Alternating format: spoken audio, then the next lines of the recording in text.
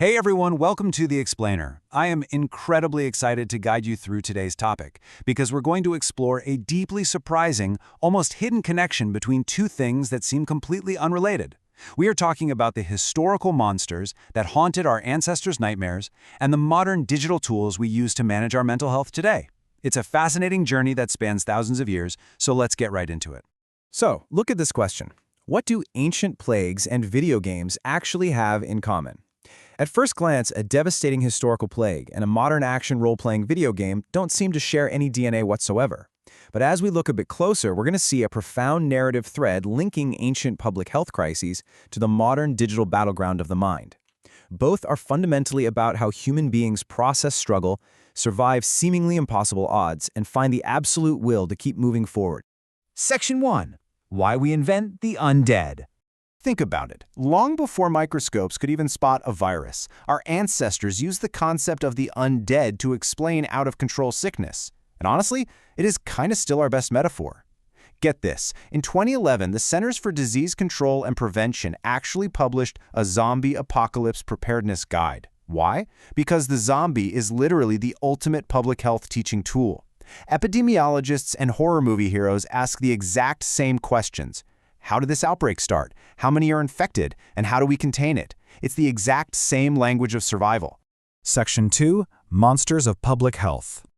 We humans have a long historical track record of using reanimated corpses to process massive, widespread societal trauma and contagion. Way back between 2000 and 1100 BCE, the Epic of Gilgamesh features the goddess Ishtar threatening to bring up the dead to outnumber the living. That is an ancient terror perfectly mirroring a fast-spreading epidemic. Then jump to 1968 with George Romero's Night of the Living Dead, which introduced flesh-eaters. Fast forward to 2002's 28 Days Later, and the monsters are literally just called the infected. The language of the undead has always been deeply, deeply intertwined with the language of quarantine and viral spread. Section 3. Folklore of the Revenant. Now, this wasn't just some broad, generic fear of getting sick. Different cultures manifested highly specific anxieties. Take the Jiangxi, the hopping zombie of China's Qing dynasty. These corpses were said to be stiff with rigor mortis, hopping around to steal a victim's life force, or qi. But the underlying public health and social reality here is what's really fascinating. This lore emerged during widespread unrest, and it reflected a deep cultural anxiety about loved ones dying violently or far from home, and the absolute necessity of hiring a priest to retrieve the body for a proper burial so their soul wouldn't be restless. Over in Scandinavia, we find the Draugr, or the Again Walker. They would devour flesh or drive victims totally insane, and they could infect regular people, turning them into Draugrs too. But here is what is truly remarkable. Draugrs were said to appear most actively at night during the winter months.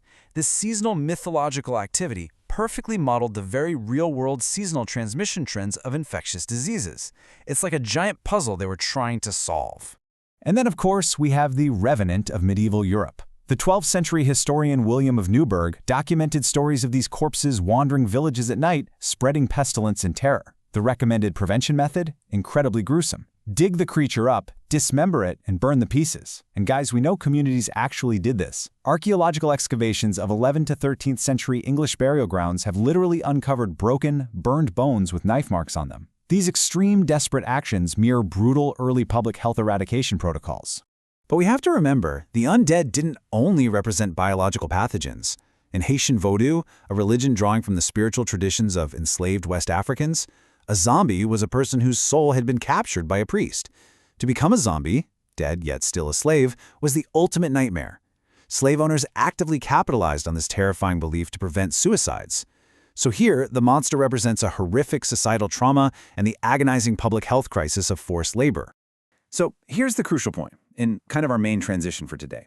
For millennia, our ancestors used the concept of the undead to battle physical epidemics, infectious diseases and plagues that threaten their bodily survival. Today, though, we face a different kind of widespread threat. We are battling a psychological epidemic, the crushing weight of depression and anxiety. But remarkably, just as our ancestors used stories of monsters to process physical sickness, modern individuals are using a virtual world of monsters to process their psychological battles. Section 4. Gaming through the darkness. So how exactly are modern individuals battling this psychological epidemic? Strangely enough, through a famously, punishingly difficult video game series, Dark Souls. And this isn't just internet chatter either. A 2025 academic study conducted at Aalto University analyzed deep personal narratives from players on Reddit.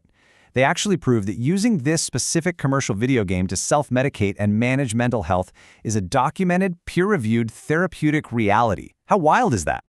The researchers identified 4 core ways this game helps mental health. First up, the incredibly challenging gameplay, where players fail repeatedly, cultivates resilience and perseverance that translates directly into real life. Second, its bleak narrative triggers profound existential reflection.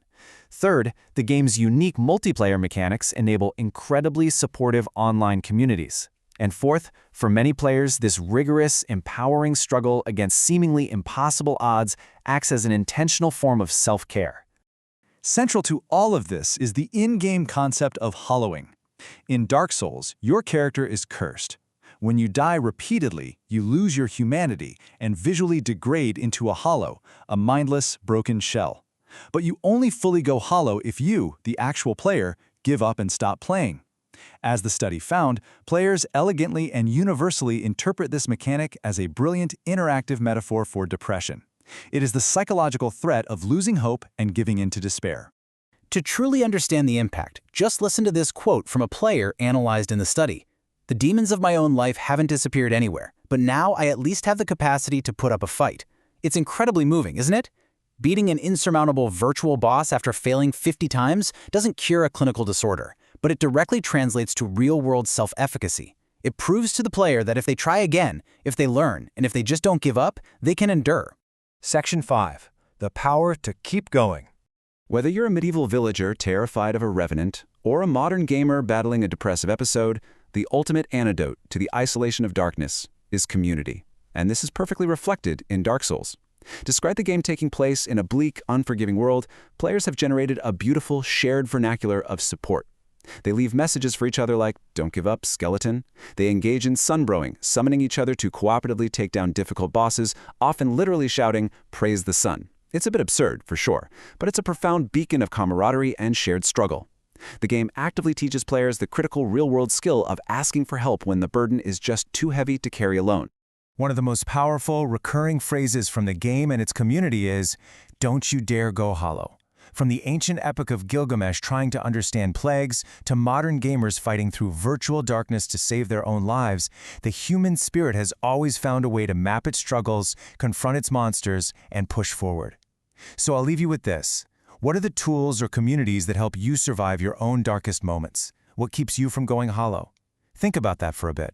Thank you so much for joining me on this explainer. Keep learning, and I'll see you next time.